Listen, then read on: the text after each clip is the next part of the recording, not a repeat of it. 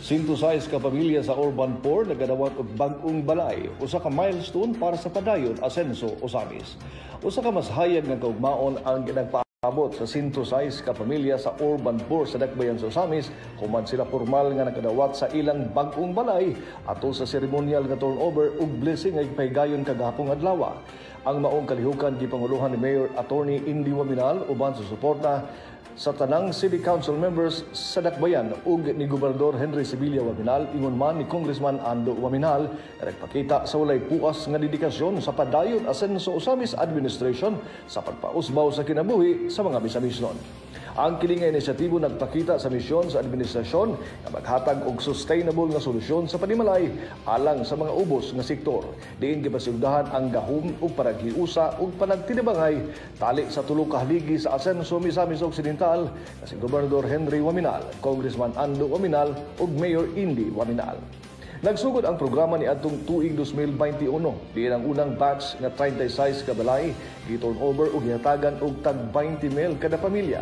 Ni adtong 2023 ang ikaduhang batch adunay 28 ka panimalay nga gi-turnover usab ug uban ang cash assistance na tag 30 mil kada pamilya. Niining tuiga ang pinakadako nga milestone na himo diin 106 ka balay ang gi-turnover uban sa 30 mil nga cash assistance gikan sa city government ug dugang nga 5,000 nga cash assistance gikan sa pamilyang Waminal.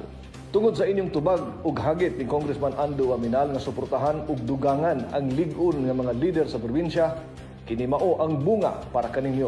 Pamahayag ni Mayor Indy Waminal na nagpasalamat sa kolektibong pagpaningkamot na nagapahimo sa maong proyekto. Si Gobernador Henry Sibilya Waminal mitapos nga ang pag-asenso anaa sa strong collaboration kanatong tanan nga mga misamisnon.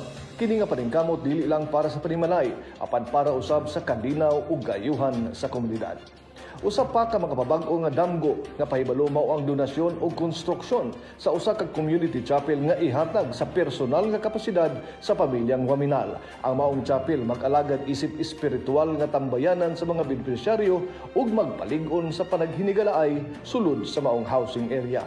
Ang kalapusan ining inisyatibo nagpakita sa kaimportante sa panaghiusa tali sa lokal nga pangagamhanan, probinsyal nga mga liderato ug pribadong sektor. Kini nga naglangkob nga mga mithi sa padayon asenso Osamis ang inclusivity, empowerment ug progreso. Ang mga benepisyaryo mihimo sa ilang pasalamat diin daghan ang mipahayag nga ang ilang bag-ong balay mao'y usa ka suga sa paglaom alang sa ilang pamilya.